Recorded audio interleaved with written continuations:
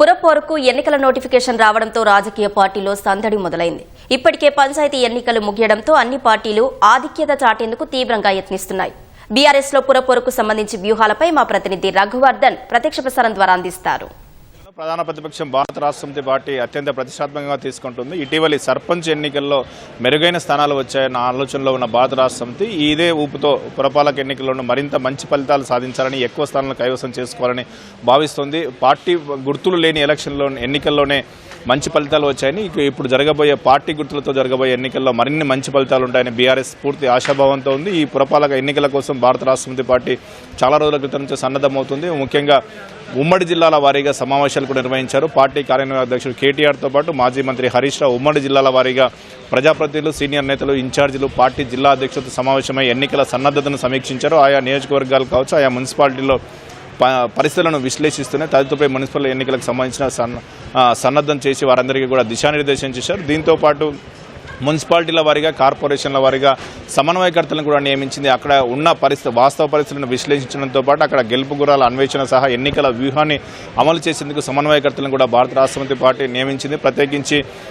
ఒక్కొక్క మున్సిపాలిటీ, ఒక్కొక్క కార్పొరేషన్ ఒకరికి బాధ్యతలు అప్పచెప్పారు. ఇక ఎన్నికల ప్రచార వ్యూహానికి వస్తే కూడా బాకీ కార్డుల ద్వారా మరొకమారు ప్రచారాన్ని ఉధృతం చేయాలని భారత రాష్ట్ర సమితి నిర్ణయించింది. ప్రత్యేకించి రెండేళ్లకు పైబడి రాష్ట్ర కాంగ్రెస్ పార్టీ శాసనసభ ఎన్నికల సమయంలో ఇచ్చిన హామీలను ఏ మేరకు అమలు చేయలేదు. వాటి ద్వారా ఒక్కో వర్గానికి ఎంత మేరకు బాకీ ఉందో ఆ బాకీ కార్డుల ద్వారా ప్రచురించి వాటి ద్వారా ప్రచారం చేయడం ద్వారా రాష్ట్ర ప్రభుత్వ వైఫల్యాలను ప్రజల్లోకి ఎండగట్టి తీసుకెళ్లొచ్చనే భావనలో ఆ పార్టీ ఉంది. ఇదే తరహాలో పార్టీ నేతలకు దిశానిర్దేశం చేసింది. దీంతో పాటు 10 ఏళ్లలో పట్టణాలకు కేసీఆర్ హయాంలో చేసిన పనులను వివరించడంతో పాటు ఈ 2 ఏళ్ల వైఫల్యం వివరించడం ద్వారా ఎన్నికలకు వెళ్లాలని పార్టీ నేతలకు ఆదేశించింది. ఇప్పటికే ఇన్ఛార్జీలు, ప్రజాప్రతినిధులు ఆయా మున్సిపాలిటీలో ఎన్నికల వ్యూహం కొనసాగిస్తున్న సమన్వయకర్తలు నిన్నటి నుంచి ఇప్పటికే ఆయా మున్సిపాలిటీలో చేరుకున్నారు. ప్రస్తుతం మనతో పార్టీ నాయకుడు, ఆర్మూర్ నియోజకవర్గ సమన్వయకర్తగా ఉన్న చిరుమల రాకేష్ కుమార్, ఈ మున్సిపల్ ఎన్నికల షెడ్యూల్ విడుదలైంది. బీఆర్ఎస్ పార్టీగా ఏం చెప్పబోతున్న ప్రజలకు ఎట్లుంది, మీ అంచనాలు ఎలా ఉంది? గతంలో మేము అధికారంలో ఉన్నప్పుడు మేము చేసినటువంటి సంక్షేమ పథకాలు చెప్పి ప్రజల్లోకి పోవడం జరిగింది. అదేవిధంగా ఈరోజు కాంగ్రెస్ పార్టీ ఏ సంక్షేమ పథకాలు అయితే చెప్పి ప్రజల దగ్గర ఓటు పొందడం జరిగిందో, ప్రతి మహిళకు 2500 రూపాయలు ఇస్తా అని చెప్పింది. అదేవిధంగా ప్రతి వృద్ధులకు, వికలాంగులకు వాళ్ళకందరూ కూడా పెన్షన్ 2000 ఉన్నది 4000 చేస్తా అన్నది, వికలాంగులకైతే 4000 ఉన్నది 6000 చేస్తా అన్నది. అది కాకుండా అమ్మాయిలందరికీ స్కూటీలు ఇస్తా అన్నారు. వాటితో పాటుగా ఇంకా చాలా పథకాలు ప్రకటించడం జరిగింది. ఏదైతే షాదీ ముబారక్, కళ్యాణ లక్ష్మి ఉందో తులం బంగారం ఇస్తామన్నారు. అవి పోగా రైతు బంధు 15,000 చేస్తామన్నారు. కౌలు రైతులకు డబ్బులు ఇస్తా అన్నారు. రైతు కూలీలకు డబ్బులు ఇస్తా అన్నారు. పట్టణ ప్రాంతాల్లో ఉన్నటువంటి ఆటోలకు ప్రతి నెల 10,000 రూపాయలు ఇస్తా అని చెప్పారు. కాబట్టి ఇవన్నీ కూడా నేనేమంటున్నానంటే ప్రతి ఒక్కటి కూడా ప్రజల్లోకి తీసుకెళ్ళి గతంలో ఏవైతే కాంగ్రెస్ పార్టీ హామీలు ఇస్తా అని చెప్పిందో, కేసీఆర్ గారు అధికారంలో ఉన్నప్పుడు మిషన్ భాగీరథ నీళ్ళు లేకపోతే నాకు ఓటేయొద్దని చెప్పారు.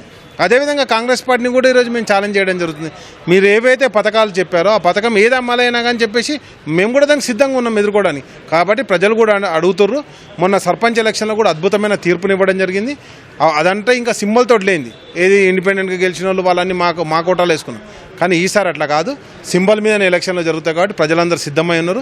కాంగ్రెస్ పార్టీ చేస్తున్నటువంటి ద్రోహాలకు కావచ్చు, మోసాలకు కావచ్చు, ప్రధానంగా పట్టణ ప్రాంతాల్లో ఈరోజు కరెంటు సమస్యను ఎదుర్కొంటున్నారు, ఇంటర్నెట్ సమస్యను ఎదుర్కొంటున్నారు, రోడ్ల సమస్యను ఎదుర్కొంటున్నారు, మంచినీటి సమస్యను ఎదుర్కొంటున్నారు. కాబట్టి వీటన్నిటిని ప్రజలకు మధ్యలోకి తీసుకుపోవడం, ఇవన్నీ కూడా మున్సిపాలిటీలు కాబట్టి, కార్పొరేషన్లు కాబట్టి అక్కడ ఉన్నటువంటి ప్రజల సమస్యలను ఎత్తి చూపడం, గతంలో ఇచ్చిన పరిష్కారాలను ఈ రోజున ప్రభుత్వాన్ని కంపేర్ చేసి మాకు ఓటేయమని చెప్పేసి మేము ఎన్నికలకు సంబంధించి ఇప్పటికే కేటీఆర్ గారు, హరీష్ గారు మీకు దిశానిర్దేశం చేశారు. ఎన్నికల వ్యూహం ఎలా ఉండబోతుంది, ఏం చేయబోతున్నారు? ఎన్నికలు అనేటివి ఎప్పుడొచ్చినా సిద్ధంగా ఉండాలని చెప్పేసి మా పార్టీ నాయకుడు కేసీఆర్ గారు గతంలోనే అందరినీ సమావేశపరిచి చెప్పడం జరిగింది. కాబట్టి ఇప్పుడు కూడా మాకు దిశానిర్దేశం చేయడం జరుగుతుంది. ఈరోజు నోటిఫికేషన్ వచ్చింది కాబట్టి ఇప్పుడే గవర్నర్ ఆఫీస్కి పోవడం జరిగింది. సింగరేణి కుంభకోణం మీద కంప్లైంట్ చేయడానికి. కాంగ్రెస్ పార్టీ వచ్చిన తర్వాత కుంభకోణాలే తప్పితే అభివృద్ధి ఎక్కడ కూడా లేదు. అదేవిధంగా ఈరోజు మనకున్నటువంటి ముఖ్యమంత్రి గారు 700 రోజులు ముఖ్యమంత్రిగా ఆయన పదవీకాలం ముగిస్తే 300 రోజులు అవుట్ ఆఫ్ తెలంగాణ స్టేటే ఉన్నారు. కంప్లీట్గా టూరిస్ట్ ముఖ్యమంత్రి ఉన్నారు. చేస్తున్నారు. కాబట్టి నేనేమంటానంటే ఈరోజు ముఖ్యమంత్రి వైఫల్యాలను కూడా, ఎందుకంటే నాయకుని వైఫల్యాలే ఎలక్షన్లలో ప్రతిబింబిస్తాయి. కాబట్టి ఈరోజు నాయకుని వైఫల్యాలను కూడా ప్రజల మధ్యలో తీసుకుపోయి మున్సిపల్ ఎలక్షన్లో మేము ఓట్లాడడం జరుగుతుందండి. ఇది కాంగ్రెస్ పార్టీ వైఫల్యాలనే ప్రధానంగా ప్రజల్లోకి తీసుకెళ్లి ఓట్లు అడుగుతామంటున్నారు. ఇదే సందర్భంగా రేపటి నుంచి నామినేషన్లు ప్రారంభం కాకుండా నామినేషన్లకు సంబంధించి కూడా పార్టీ నాయకత్వం సమన్వయకర్తలకు నేతలకు స్పష్టమైన ఆదేశాలు ఇచ్చింది. ప్రతి వార్డులోనూ పార్టీ తరఫున ఇద్దరు నుంచి నామినేషన్లు వేయించాలని ఆదేశాలు ఇచ్చినట్టు మనకు సమాచారం ఉంటుంది. ఎందుకంటే ఎవరినైనా అధికార పార్టీ ప్రలోభాలు పెట్టి ఒక అభ్యర్థిని విత్డ్రా చేయించినా కూడా మరొక అభ్యర్థి ఉండేలా ముందు జాగ్రత్తగానే తగిన ఏర్పాట్లు చేసుకోవాలని సూచించారు. రాష్ట్రంలో ఈ పురపాలక ఎన్నికలు 116 మున్సిపాలిటీలు 7 కార్పొరేషన్లో జరుగుతున్న అన్ని వార్డులకు సంబంధించి బీఆర్ఎస్ పార్టీ అభ్యర్థి ప్రతి చోట కూడా బరిలోకి ఉండాల్సిందే తప్ప ఎక్కడ అధికార పార్టీకి ప్రలోభాలకు కానీ ఒత్తిళ్లకు కానీ బెదిరింపులకు కానీ పాల్పడకుండా ఉపశమనకు అవకాశం ఉండకూడదని బీఆర్ఎస్ పార్టీ స్పష్టం చేసింది. మొత్తం ఈ పురపాలక ఎన్నికలకు సంబంధించి వ్యూహాత్మకంగా వెళ్తూ వీలైనన్ని ఎక్కువ స్థానాలను సాధించాలన్న ఆలోచనలో బీఆర్ఎస్ పార్టీ ఉంది. Over to studio.